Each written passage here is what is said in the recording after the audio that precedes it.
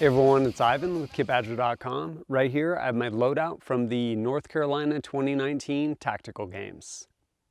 If you've seen any of the footage from day one or day two, you notice I was pretty much going themed.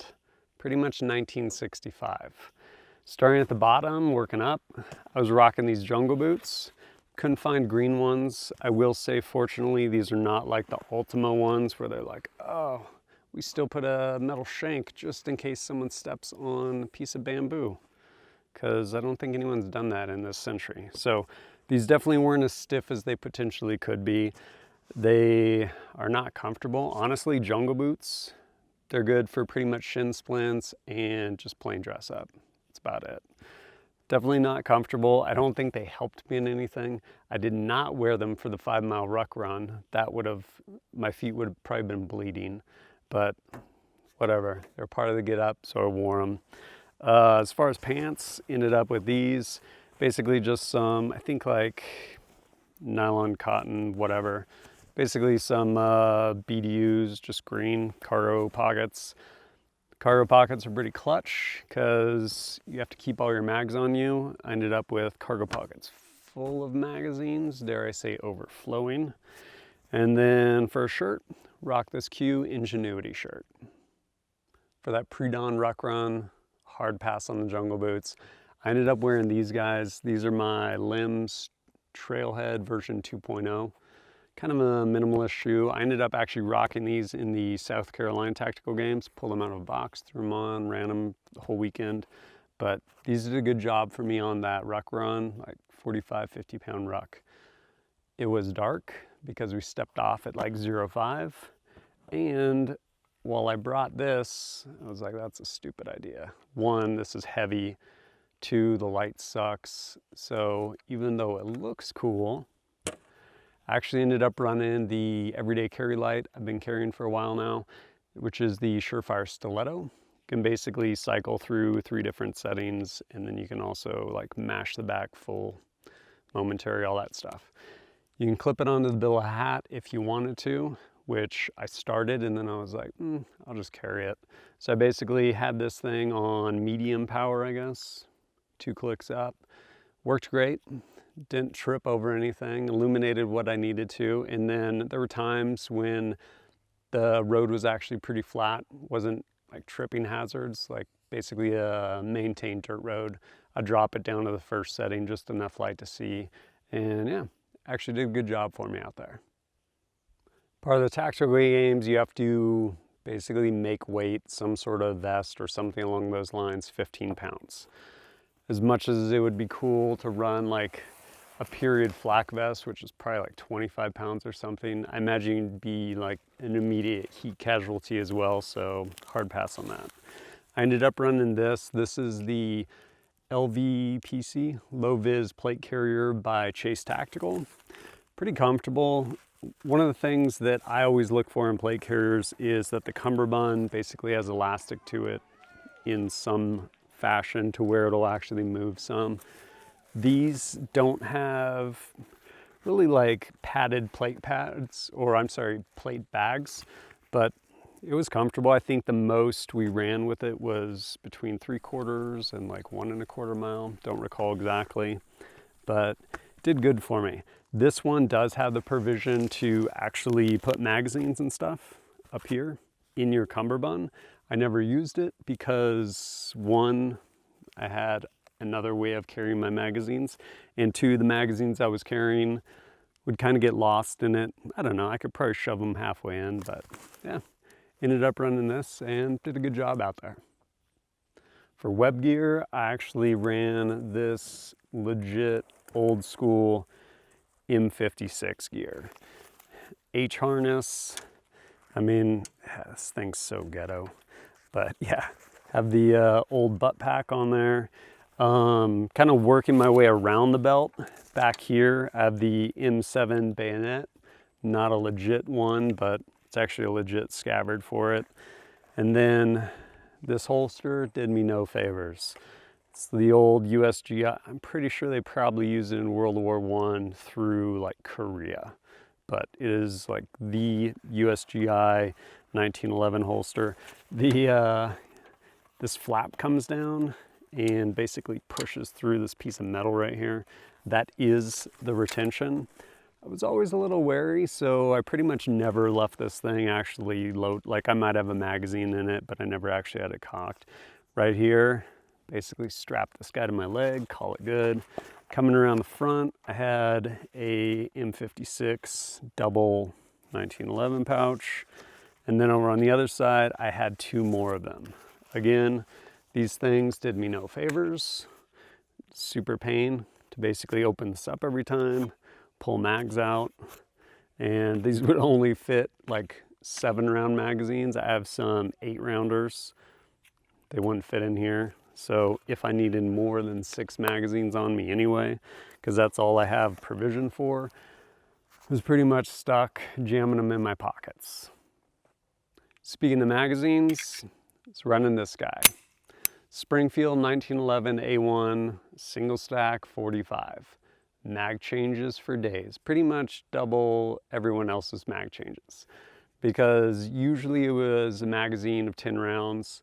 So that turned into 2 5-round magazines because they hold 7. And man, it was rough.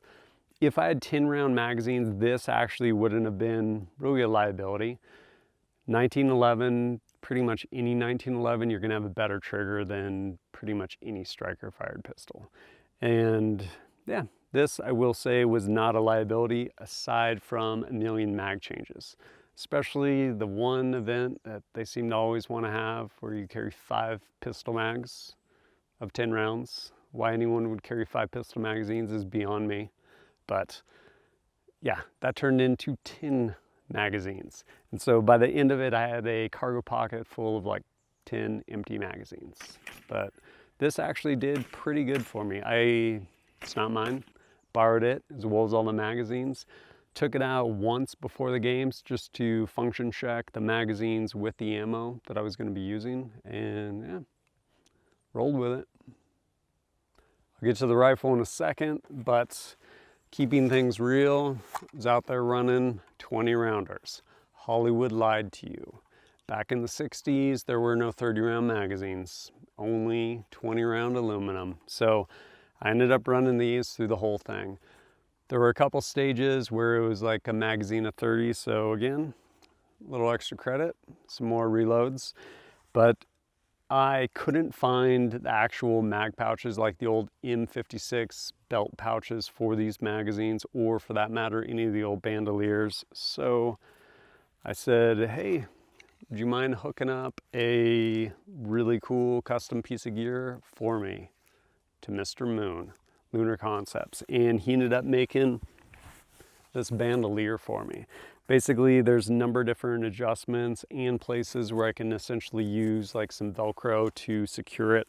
So I ended up running this the whole time, and I just draw straight off the bandolier, do my reloads, jam them in my pocket, pull the next mag out, and it did a good job right up to the point I tried to climb over, I think like a wall at one point, and since this is hanging, it got caught up. But beyond that, thing was actually really cool. Centerpiece of this entire thing is this right here, Brownell's retro clone M16 E1, predating the A1. Of course, had to have a bayonet. Man, this thing was awesome. I actually wanted to run it like this more, but because of course design, like lots of times you put in stuff over your back or carrying something, climbing up and over stuff. I didn't want to stab myself or really anyone else, at least unintentionally. So left it off till the last event where it was pretty reasonable to run it there. This, for me personally, I really like this thing. This thing is so cool. Once you actually get a older rifle without provisions for optics, it's like, wow, this is really light. And granted, today, most of our rifles actually start out really light until we start strapping stuff to them, and then they get really heavy really fast. This, I don't think it was a hindrance anywhere. Iron sights, whatever, I mean, they're iron sights. I definitely made them work for me. The one stage where it probably would have been really beneficial, because elites were supposed to use iron sights, they didn't brief it, or by the time they remembered to brief it, 1 or 2 heats already went, so they couldn't change it halfway through, so everyone else was using optics. But no, this thing was cool. I will say, again, staying true to period, this sling, huge hindrance. Like it's not big enough to honestly use in any meaningful way, pretty much whatsoever. You can't have it really strapped across to your chest. It just gets in the way as far as trying to be able to have this here and then trying to bring it up to shoot it. And these slings were honestly made for literally like the parade deck, carrying just strong side sling arms, stuff like that. This was a huge hindrance. The rifle itself though, thing's awesome, man. This was actually a lot of fun to run out there. Rounding out gear, I ended up running these guys right here, which are prescription ballistic lenses, just some old Oakleys I've had for a while now, and Ear Pro, running Surefire Sonic Defender EP4, I believe. In-ear hearing protection, big fan. Unless you're running comms, don't really see the point. Over ear, pretty much just sweat into the gel cups, and they don't really help you climb ropes. So, ran that stuff. What can I say about all this gear? Largely, it did not help me. I mean, granted, the rifle, it wasn't a hindrance outside the sling. Pistol, not a hindrance outside of like capacity. The rest of it, it did not help. I mean, mag changes for days, just ergonomics on stuff is terrible. Trying to reholster in that stupid leather holster, all of it. Like, none of it was helpful, but it was fun. That's what it's about at the end of the day. And even running all this stuff, man, I think out of the 40 elite competitors, I think I came in like 18th. I'm pretty stoked on that. I mean, especially running all this, like twice as many mag changes as everyone else out there. And no, it's cool. Like the stuff works. It definitely makes you appreciate where we've gone since the mid 1960s to 2019. I mean, honestly, just the leaps and bounds in the last 10 years with respect to textiles, yeah, design, manufacture, all that stuff. But whatever, made it work. I will say special thanks to my buddies over at Wiseman Company, Ben and Noah. You guys were clutch. Probably would have been sleeping on the street without you guys.